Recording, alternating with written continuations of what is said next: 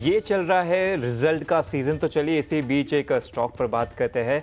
तो तीसरी तिमाही में मेट्रो ब्रांड के आय में करीब 11% की बढ़ोतरी रही है, तो मुनाफे में करीब 4% की गिरावट रही है।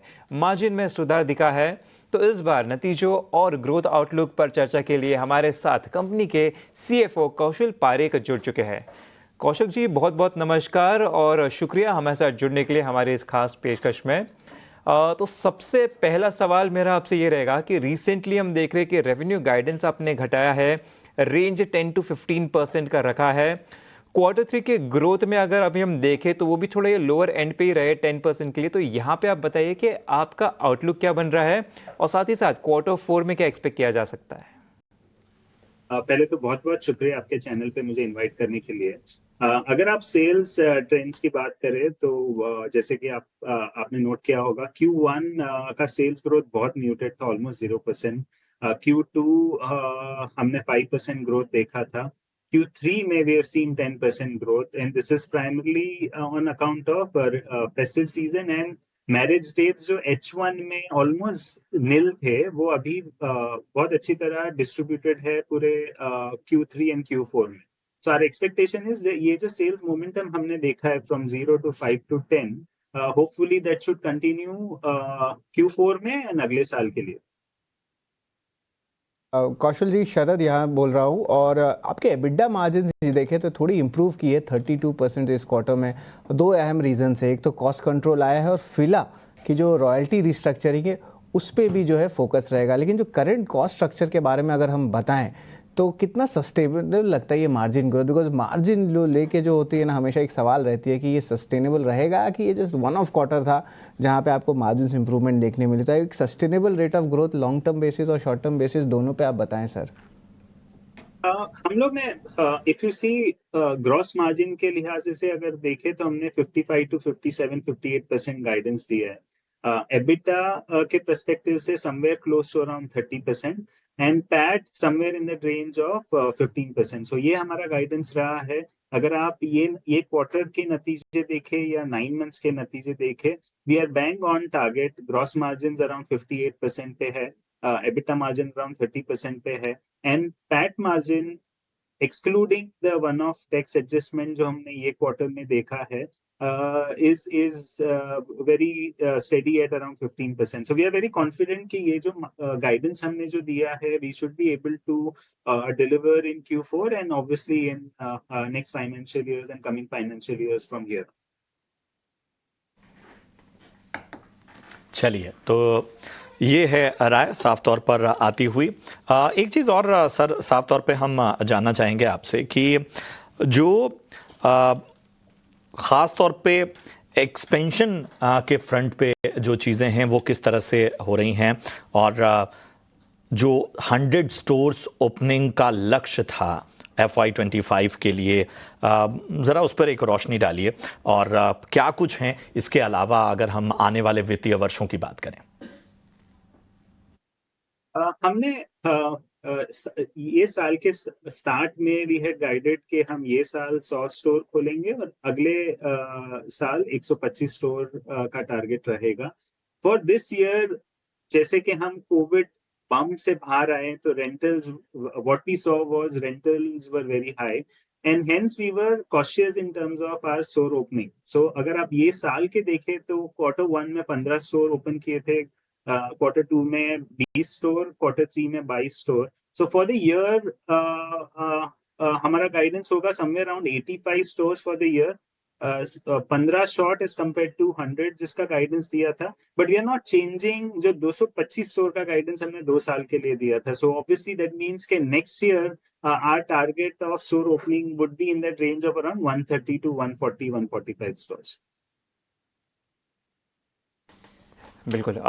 तो कौशल जी, ज़रा मैं फ़िला पर ही वापस आना चाहूँगा। सर, फ़िला पे बताइए कि हम यहाँ पे देख रहे हैं कि जो ओवर यहाँ पे ये था इन्वेंट्री था, एक्सेस इन्वेंट्री था, वो लिक्विडेट हो चुका है मेरे ख्याल से Q3 में। तो इसका क्या इम्पैक्ट पड़ा था टॉप लाइन में? साथ ही साथ बता दीजिए कि आगे आपका क्या आउटलुक है फ़िला को लेकर। एक्सक्लूसिव ब्रांड आउटलेट्स भी शायद आप रख रहे हैं इसके लिए। जी सही।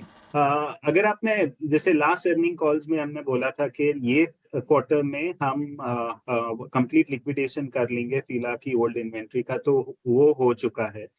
बिकॉज ऑफ दिस लिक्विडेशन हमारे ग्रॉस मार्जिन पे थोड़ा सा इम्पैक्ट आया था because of heavy discounting and clearance of the old फीला inventory which is now completed.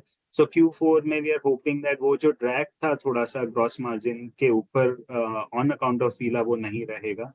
हमने हमारा फर्स्ट स्मॉल लॉन्च किया था सितंबर एंड में, जिसका रिजल्ट जो हम देख रहे हैं, we are pleased with what the outcome that we are seeing from that. Next slightly bigger lot will happen in mid-Feb. This is with regards to Fila. And ये आगे बढ़ता रहेगा। तो our expectation is ये साल में we want to reposition Fila predominantly by placing Fila merchandise in our Metro Mochi MBOs, Foot Locker, and जो 2 EBO हम Fila के चला रहे हैं। And H2 of next financial year से we will start expanding exclusive brand outlet of Fila also. Thank you very much Kaushal ji, आप हमारे साथ जुड़े और मेट्रो ब्रांड्स की जो आगे की ग्रोथ प्लान्स है उस पे बारे में आपने जो है विशेष टिप्पणी की। लेकिन अब चलते हैं ध्वनि जी के पास। मेट्रो ब्रांड्स की अगर बात करें तो यहाँ पे जो है टेक्निकल लेवल्स क्या लग रहा है? आज दिन के ट्रेड में तो ऑफ कोर्स 3% गिरावट है और वो सस्टेन नहीं कर पा रहा है और वो गिरावट पे ही है, स्टॉक और डेज लो पे भी है, लेकिन अभी अराउंड 1186 पे जो है ट्रेड कर रहा है। तो ध्वनि, आप ज़रा बताएं करंट लेवल्स पे क्या लगता है, कोई एक शॉर्ट टर्म बेसिस पे एक मूव देखने मिल सकता है कि क्योंकि एक टाइप से स्पिल ओवर हो रहा है फंडामेंटली देखा जाए, क्योंकि जो फेस्टिव सीज़न है और वेडिंग सीज़न बड़ा है आपका जनवरी में, तो क्या ये कंज्यूमर ट्रेंड्स जो है अच्छी तरह पुश हो सकते हैं जनवरी के क्वार्टर में और जनवरी मार्च के क्वार्टर में? और लगता है कि शॉर्ट टर्म बेसिस पे कुछ एक बाइंग देखने मिल सकती है मेट्रो ब्रांड्स में? कैसे चार्ट्स लग रहे हैं? जी बिल्कुल शरद, यहाँ पे ओवरऑल मेट्रो ब्रांड्स का जो वीकली स्ट्रक्चर है उसको आप देखें वहां पे तो एक ट्रायंगुलर फॉर्मेशन देखने को मिल रही है। नीचे की तरफ से यहाँ पर जो है वो सपोर्ट लेवल्स ऊपर की तरफ मूव शिफ्ट होते हुए देखने को मिल रहे हैं। अब जो यहाँ पे नेक्स्ट सपोर्ट लेवल देखने को मिल रहा है जहाँ पे बाइंग इंटरेस्ट बनता हुआ देखने को मिल रहा है, वो यहाँ पे बन रहा है 1135 का लेवल। 1135 के लेवल्स के पास इसके अंदर कोई भी एक पोजीशन बना के चल सकते हैं।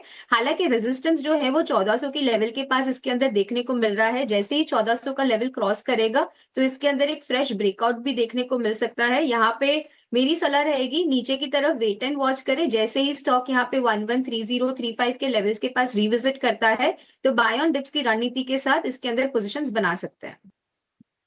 बाय ऑन डिप्स की रणनीति के साथ यहां पर पोजीशन बनाई जा सकती है, ध्वनि जी की राय में। कुछ यूट्यूब पर भी सवाल आ रहे हैं। एक सवाल हमारे एक दर्शक ने गेल पर पूछा है और इनकी बाइंग प्राइस है 191 और इन्होंने 200 शेयर होल्ड किए हुए हैं। 6 महीने तक का नजरिया चाहते हैं। सचिन बताएं गेल इंडिया पर क्या राय बन रही है? एक बार बाइंग प्राइस में बता दूं 191। बिल्कुल प्रशांत जी, देखिए लोअर साइड से एक पुल बैक मूव कंटिन्यू हुआ तो है। हालांकि मोमेंटम रीडिंग्स पे फोकस करें तो ओवरसोल्ड होते हुए नजर आए थे। यहाँ से एक रिवाइवल हमें देखने को मिला है। स्टॉक का वीक के लिए इमीडिएट सपोर्ट जो बना हुआ है वो नियर अराउंड 165 पर इंटैक्ट है। तो मुझे लगता है पोजीशंस को होल्ड करिए 165 के एक स्ट्रिक्ट स्टॉप लॉस के साथ में। पॉसिबिलिटीज है जैसे 185 के ऊपर स्टॉक सस्टेन होता है तो करीब 195 और 205 तक के लेवल्स को चेस करता हुआ नजर आ सकता है। सो अभी के लिए पोजीशंस में होल्ड करने की सलाह विद स्ट्रिक्ट स्टॉप लॉस 165। बिल्कुल, तो ये कुछ इंपॉर्टेंट लेवल्स आपको दे दिए गए।